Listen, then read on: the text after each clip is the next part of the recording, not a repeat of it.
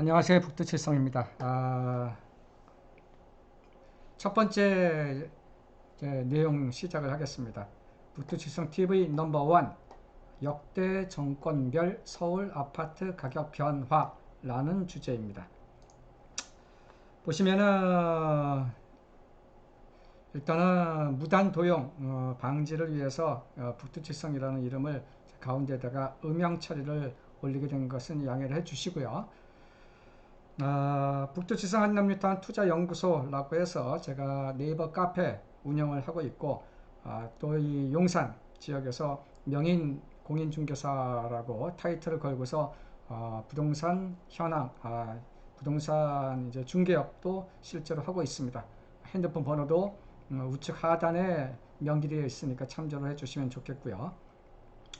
자, 이번 시간에는 역대 정권별 서울 아파트 가격 변화라는 주제입니다.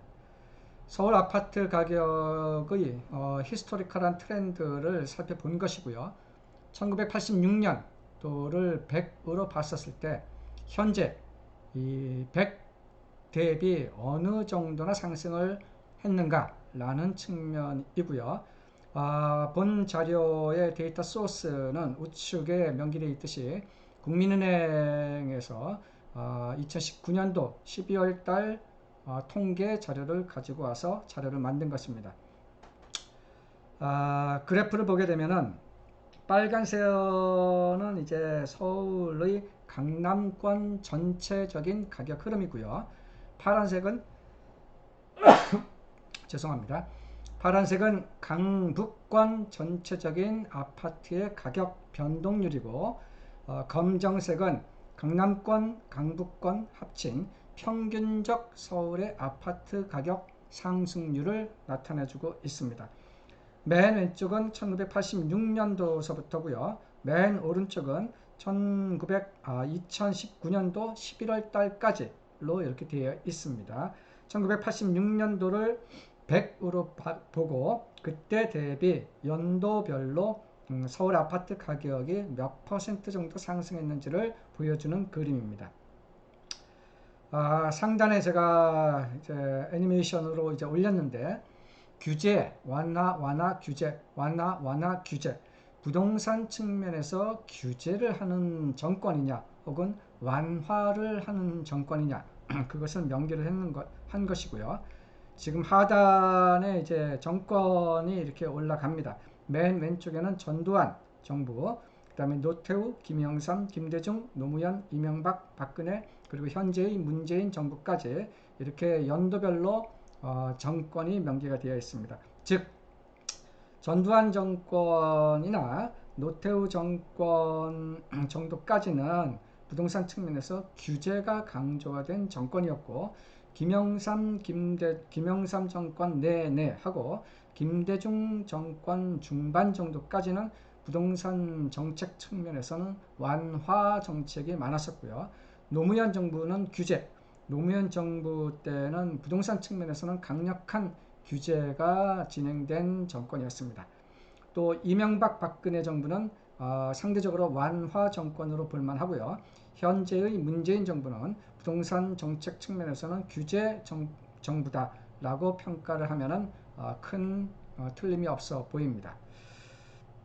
자, 보시면 급등기라고 해서 1986년도부터 시작을 해서 1991년 정도까지는 서울의 아파트 가격이 이렇게 급등을 했더라라는 얘기입니다. 이 급등기는 전두환 정권이라든가 노태우 정권 중반 정도까지 이렇게 서울 아파트 가격이 굉장히 급등을 했다. 그때 당시는 부동산 규제를 강하게 하는 정부였었다라는 측면이고요. 그 다음에 일개 신도시가 입주를 91년도 9월 달서부터 우리 5개 신도시가 있죠. 일산, 분당, 평촌 이런 지역들, 그때 일개 신도시가 입주를 시작한 이후 이렇게 중장기적으로 서울의 부동산 가격은 안정된 모습을 보여왔었습니다. 노태우 정부 중반 정도서부터 김영삼 정부 내내 서울의 아파트 가격은 이렇게 보시다시피 굉장히 보합세 혹은 안정기다라고 이제 평가를 할 만하고요. IMF가 1997년도 12월 달에 터졌죠. IMF가 97년도 12월 달에 터진 다음에 그 그래프를 보시면 아시겠지만 순간적으로 1년 사이에 서울의 아파트 가격도 급락했었던 그 때가 있었습니다. 그 다음에 김대중 정권 중반 정도서부터 규제 정권, 부동산 규제로 굉장히 강력하게 부동산 규제를 했던 노무현 정부 내내 보시다시피 서울의 아파트 가격은 이렇게 굉장히 급등을 하는 모습을 보여왔었습니다.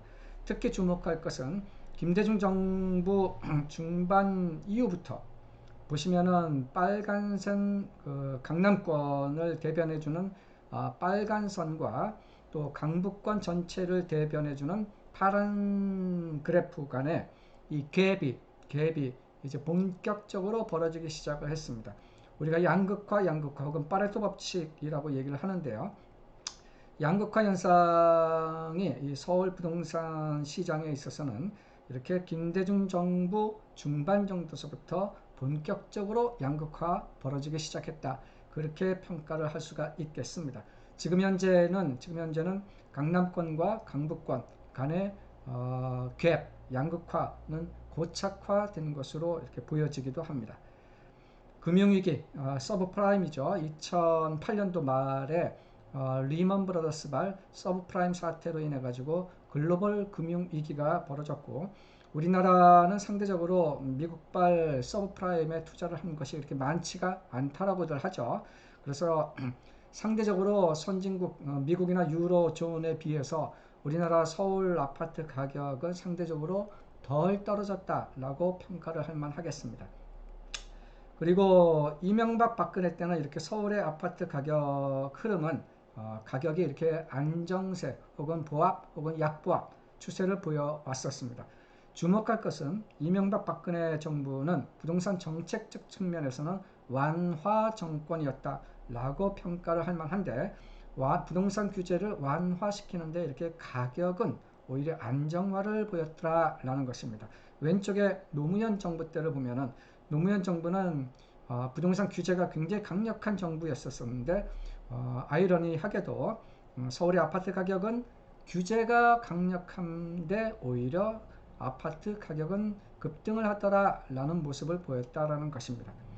그리고 박근혜 정부 중반 정도서부터 현 문재인 정부까지는 서울의 아파트 가격은 이렇게 다시 급등의 모습을 보여주고 있습니다. 자, 이 정도로 한번 그 그래프를 한번 잘 살펴보시고 전체적으로 서울의 아파트 가격은 상승을 할 때도 있고 하락을 할 때도 있고 급등을 할 때도 있고 안정된 모습을 보이기도 하고 그랬었습니다. 전체적인 글로벌 경제 상황이라든가 우리나라의 상황, 경제 상황 혹은 부동산의 정책적 변화 이런 것에 따라 가지고 가격이 이렇게 변화되는 것이겠지만 주목할 것은 올랐다가 보합으로 중장기적으로는 결국에는 가격이 상승하는 모습을 보여온 것 같습니다. 이번 북두칠성TV 넘버 1에서는 역대 정권별로 서울의 아파트 가격 변화가 어떠한 모습을 보여왔는지를 설명드렸습니다. 감사합니다. 북두칠성TV 북두칠성 김한중입니다.